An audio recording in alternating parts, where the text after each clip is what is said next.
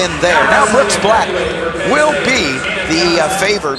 He's a ranked wrestler at heavyweight, going up against Jan Johnson, who is a redshirting walk-on for the Penn State Nittany Lion football team, and then joined the wrestling team to help him out after all-star recruit Nick Nevels from Clovis, California, who was expected to be the redshirt freshman at this weight class, is out indefinitely with injury.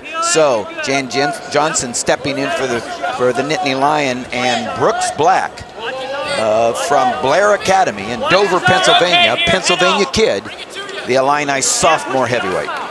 Doing a nice job with his 2-on-1 that he has, and then jumps back on the ankle pick, and looked like he had both legs controlled, but no call. Slightly. Black's going to pull him all the way back. And as long as you're pulling him back, I think you got to take him all the way back to the center, but you know, does a nice job of sweeping that bottom leg and gets the takedown. 2 points for Black. Qualified for the NCAAs last year as a freshman. Had a win last weekend against Renfro from Michigan State. Ran into Adam Kuhn and got majored by Adam Kuhn, the number 3 ranked wrestler from Michigan, a couple of matches ago.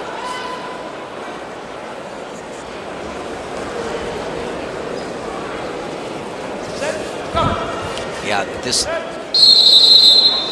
meet was close, which is not going to be with a big swing in it. But you can see where, you know, Illinois maybe had some opportunities here. This would be one that they would consider a bonus point opportunity to get in, you know, to be able to stay close.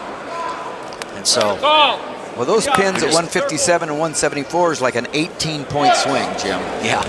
It's 9 points at each one. If Illinois was looking to win at 157 and 174, that's 9-point swings at each match. So huge. And both freshmen for Penn State coming up with those falls. Jason Nolf and Bo Nickel.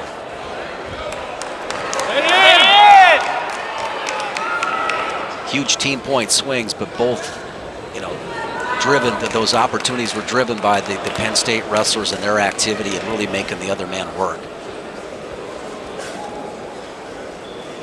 Wasting time! Yeah, you see the corner yelling about wasting time. I don't know which corner that came from, to be honest with you. Both kind of wasting time. Restart, guys. Red, you're up. That's a good restart.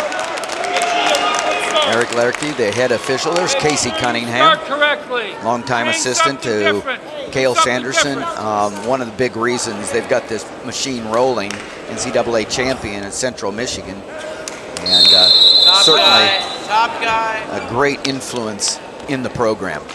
You know, a guy that someday, you know, has to strongly be considered as a head coach candidate. Some of these top programs that come up.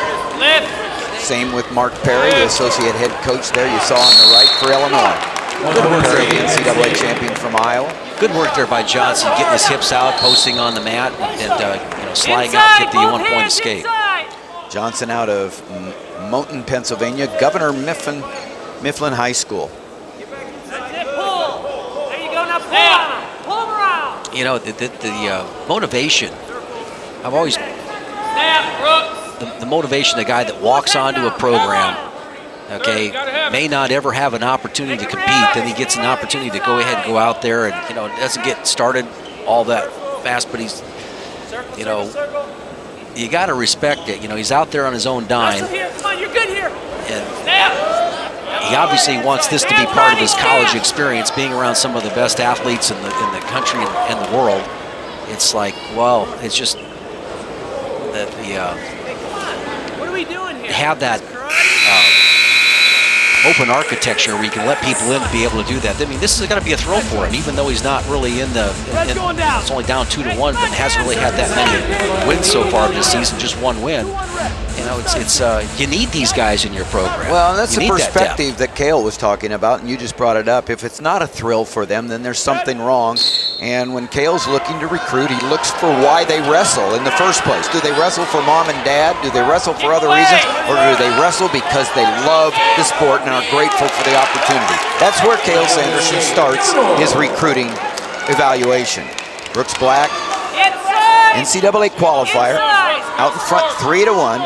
Pick your pace up, Brooks.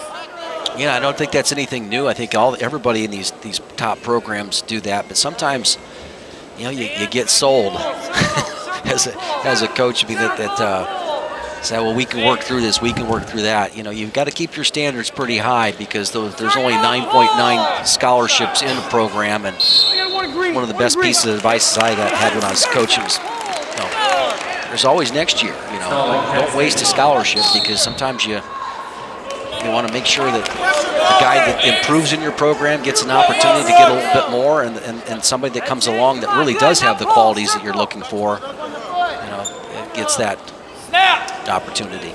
Got to know your benchmark. You got to look from the top of that hill around and not be looking up at something lower than you should be. Brooks Black out in front 3-1. There was a warning on Johnson from Penn State when he backed out of the circle.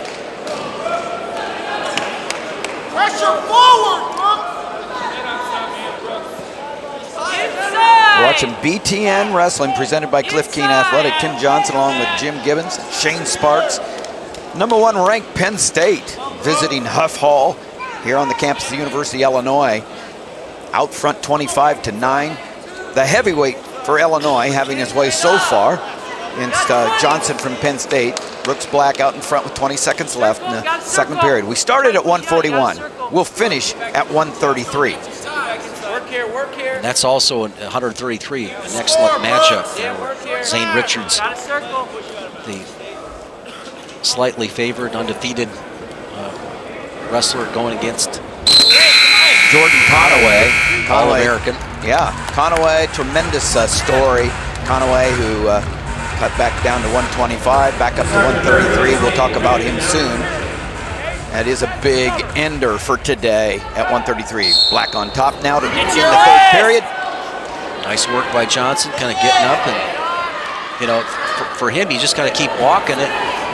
Yep, loses his footing there at the edge. Black staying with Johnson, who's trying to break away, but any part of your body that's in the center of the mat or in the field of play there, you're still active. And so right now, until that foot comes out, and it does, they'll go back to the center. Minute and a half left in regulation. There's riding time advantage for Black as well. Hey, I like the effort of Johnson, though. He popped up to his feet. Just kind of lost his balance there at the end as he was running, trying to create some separation. Black stops that right-legged stand-up attempt.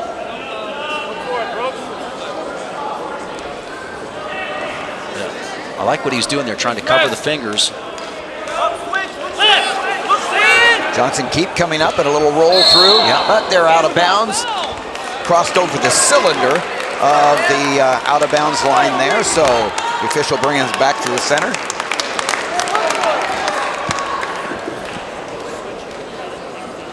Really being encouraged to go back there and go at it again and pop back up. We'll see if he does right there. Nice job of stopping the first move by Brooks Black.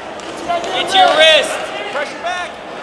And again, what you try to see is a little bit more back pressure so you can use some of the effort that Black is doing and pushing him back to come up. Now he's broken him down flat, and it looks like Black is content to ride out the period. Right leg up.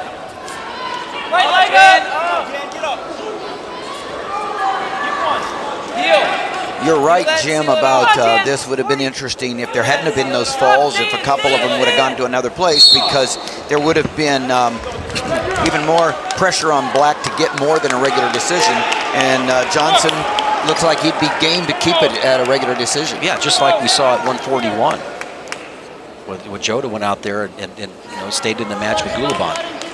Yeah, one of those, you know, if you're looking for a match, it is kind of funny how it works, is that you're looking for a match that, you know, every match is going to be tight, and then all of a sudden, you know, you're looking for bonus points early, and one guy doesn't get him, and then pretty soon, boom, they get a fall, and then you get a huge swing where a favored wrestler gets pinned, returning national champion, and it's just everything you thought is just out the door.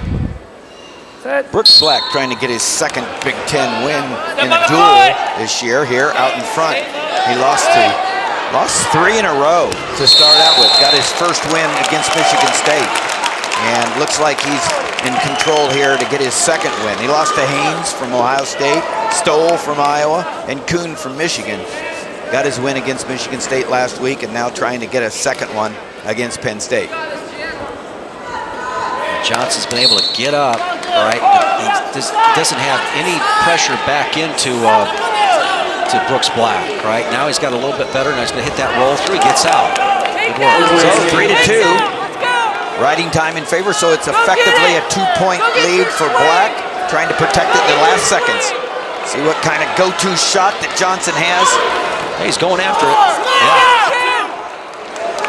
And two more points.